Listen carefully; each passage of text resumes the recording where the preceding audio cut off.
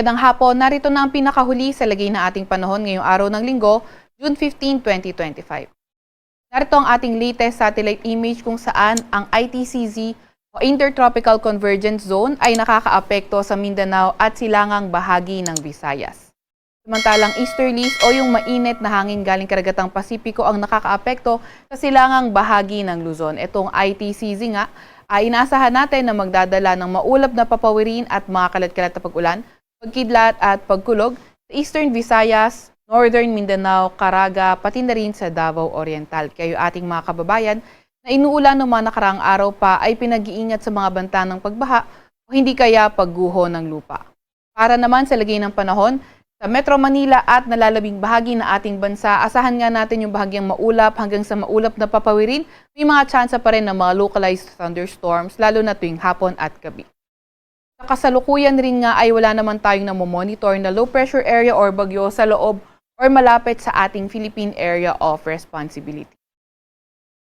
Para naman sa lagay na ating panahon bukas, inaasahan natin sa Bicol Region ay posible na ngang maging maulan, kung saan naman sa may Metro Manila at nalalabing bahagi ng Luzon, asahan naman natin yung mas magandang panahon at may mga tsansa pa rin ng mga localized thunderstorms. Agwat ng temperatura bukas sa Metro Manila ay 26 to 34 degrees Celsius. 18 to 24 degrees Celsius sa may Baguio, 17 to 32 degrees Celsius sa may Lawag, 25 to 33 degrees Celsius sa may Tugigaraw, 26 to 31 degrees Celsius sa may Legazpi at 24 to 32 degrees Celsius naman sa may Tagaytay. Agwat ng temperatura bukas sa Puerto Princesa ay 26 to 32 degrees Celsius at ang agwat ng temperatura sa may Kalayaan Islands ay 27 to 32 degrees Celsius. Para naman sa lagay ng panahon bukas sa may Visayas at Mindanao, nakikita natin sa may silangang bahagi ng Visayas and Mindanao, particular na nga dito sa may Eastern Visayas, Caraga, pati na rin sa may Davao Oriental, posible pa nga rin maging maulan. Ito ay dahil sa Intertropical Convergence Zone. Para naman sa may nalalabing bahagi ng Visayas at Mindanao, asahan natin yung bagyang maulap hanggang sa maulap na papawirin. May mga tsansa pa rin ng mga thunderstorms, lalo na tuwing hapon at sa gabi. Agwat ng temperatura sa Tacloban at Davao ay 26 to 32 degrees Celsius. 25 to 32 degrees Celsius sa Cebu, 27 to 32 degrees Celsius sa Iloilo, 25 to 33 degrees Celsius sa may Zamboanga at 24 to 33 degrees Celsius naman sa may Cagayan de Oro. Para naman sa lagay na ating karagatan, wala pa rin tayong nakataas na gale warning sa kahit na anong dagat baybayin ng ating bansa. Para sa 3-day weather outlook ng mga pangunahing syudad natin, nakikita natin sa Legazpi, until Tuesday ay posible pa rin maging maulan, pero sa kalagitnaan ng weekday ay posible nang gumanda or mag-improve yung panahon sa Legazpi. Pati na rin yan sa may areas ng Bicol Region.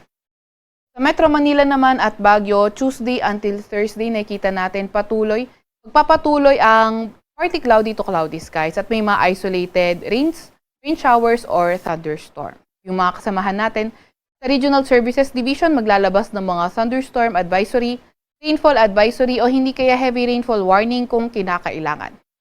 Sa Metro Manila, agwat ng temperatura ay from 26 to 34 degrees Celsius. 17 to 25 degrees Celsius sa may Baguio. Sa may Legazpi City naman ay 25 to 33 degrees Celsius. Nakita naman natin sa silangang bahagi ng Visayas or dito din sa may Tacloban City, posibleng maging maulan until Tuesday. At pagdating naman ng Wednesday, posible na ngang bubuti or mag-improve yung panahon.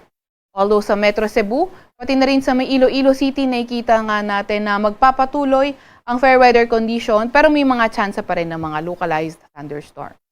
Agwat ng temperatura sa Metro Cebu ay from 24 to 32 degrees Celsius. 26 to 32 degrees Celsius naman sa may Iloilo City at 25 to 33 degrees Celsius sa may Tacloban City. Para naman sa pangunahing syudad sa Mindanao area, Metro Davao, Cagayan de Oro at Zamboanga City, pati na rin sa malaking bahagi ng Mindanao, nakikita nga natin na magpapatuloy pa nga rin ang fair weather condition at may mga tsansa ng mga localized thunderstorm.